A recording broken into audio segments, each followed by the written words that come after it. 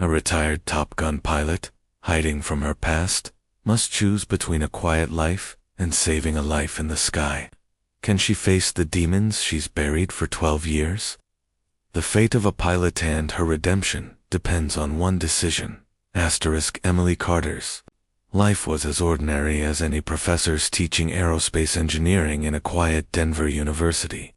Far removed from the fast-paced world of military aviation, her students admired her for her brilliance, but they never knew that behind her calm exterior lay a past filled with speed, danger, and memories she would rather forget.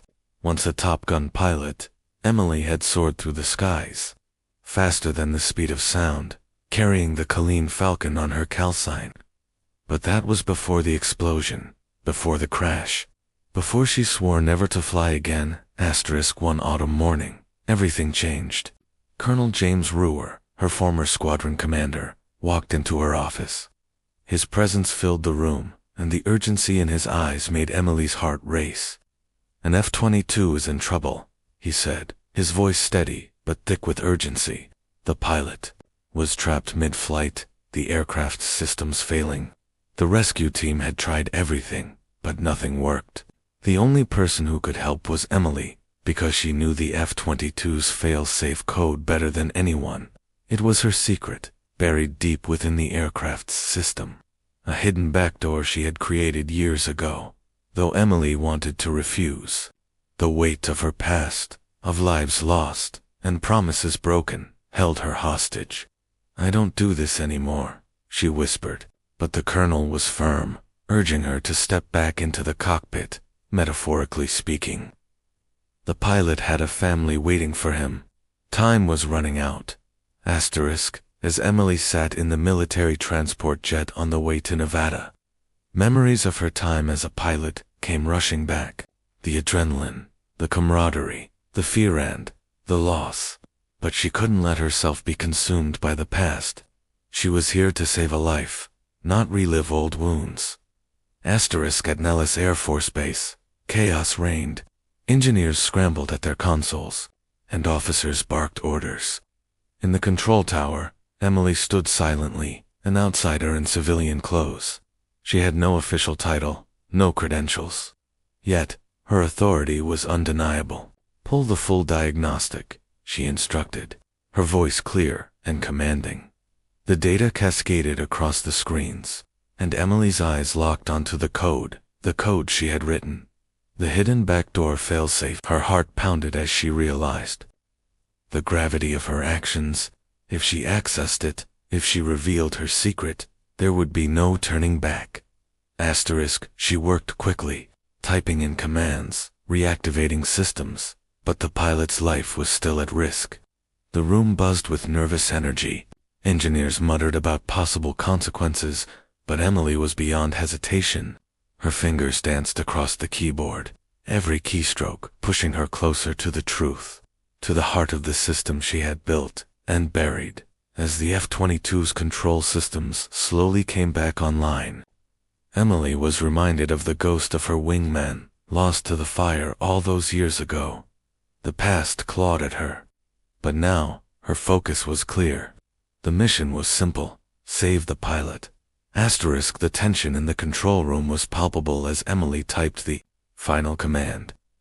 Every engineer held their breath as the green light blinked on the screen. It was working. The pilot, Lieutenant Ramirez, regained control of his jet, but he still had one final test: manual ejection. "Trust me," Emily said into the mic, her voice steady, calm. "Don't let go of the stick." With a crackle, Ramirez's voice responded, "I trust you." The room went silent as Emily pressed the final sequence. The system hesitated.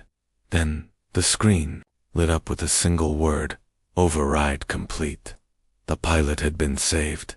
As the tower erupted in applause, Emily remained still. The weight of the decision, of the past, pressed against her.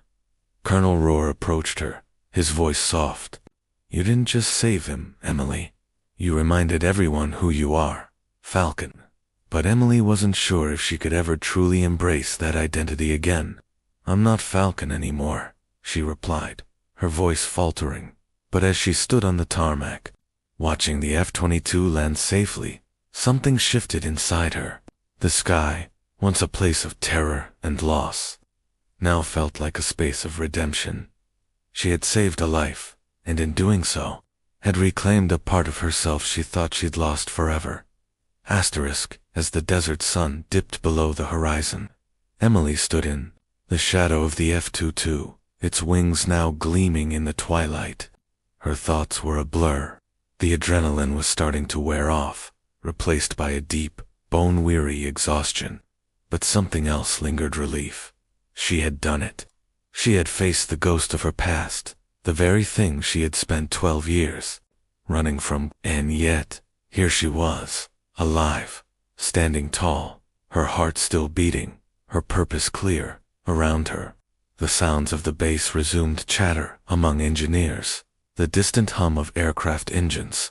Reporters had long since flooded out, but Emily could still feel their eyes on her, their questions lingering in the air like smoke. She hadn't expected this kind of attention. She had saved a life, but in doing so, she had unleashed her own past into the world. Her phone buzzed in her pocket. She ignored it, focusing on the night sky. The silence felt like a blanket, wrapping her in something that was both comforting and foreign. For 12 years, she had kept her life controlled, predictable. But tonight, everything had changed. The world now knew her secret. Falcon had returned. Emily. Colonel Rue's voice broke through her thoughts. She turned to face him, his presence solid, unwavering. "You did more than save that young pilot," he said, his eyes scanning the horizon. "You proved to yourself that Falcon is still in you. It's always been in you." She looked at him, her heart heavy with unspoken words. But at what cost? She asked quietly, the question more for herself than for him. "I've spent so long hiding from this, from me." "You think hiding would have kept you safe?" he asked, his gaze piercing. "No, Emily. Hiding just keeps you from living." She didn't have an answer. She had spent a decade running from her own identity, convinced that she could bury the past and move forward. But the past had a way of finding you. And when it did, it didn't just ask for permission. It took what it wanted. Tonight, it had taken her fear, her guilt, her reluctance. It had left her standing in the light, exposed, but also free. The helicopter that had carried Lieutenant Ramirez back to the base was now gone, and the air was still. The only sound, the soft rustle of wind over the tarmac. Emily's eyes drifted to the F-22 once more. There was no going back now. The jet, like the life she had left behind, would always be there, hovering just beyond her reach. She had once been a part of it, flying through the skies, feeling the rush of the engines, the wind pulling at her hair. But now, she was someone else, someone stronger. "You'll never be able to hide from this, Emily," Roar continued, his voice gentle but firm. "And maybe, just maybe, you don't have to anymore." The weight of his words sank in, and for the first time in over a decade, Emily didn't feel the need to hide. Not from the world, not from herself. The next morning, after the chaos of the rescue had settled, Emily found herself facing the inevitable. A sea of reporters, flashing cameras, and sharp microphones awaited her at the base. She had known it was coming, but nothing could have prepared her for the reality of her secret being laid bare. "Professor Carter," one reporter called out, his voice cutting through the buzz of the crowd. "Or should I say, Falcon, can you tell us how you were able to override the F-22's system without authorization?" Emily felt her throat tighten.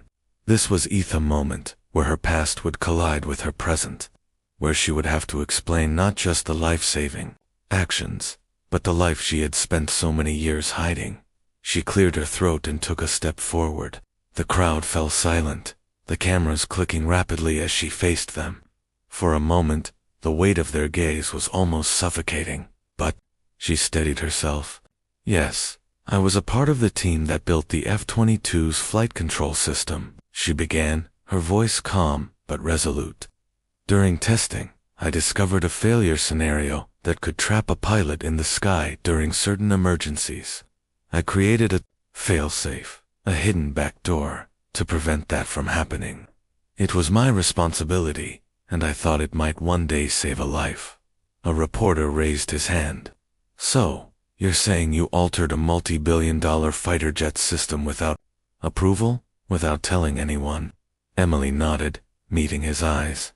Yes, I did, and I'm not sorry. That code saved a life yesterday. A young pilot, someone's son, and that's all that matters. There was a murmur of disbelief, followed by a series of rapid-fire questions. Emily answered them all, her gaze unwavering, her words measured.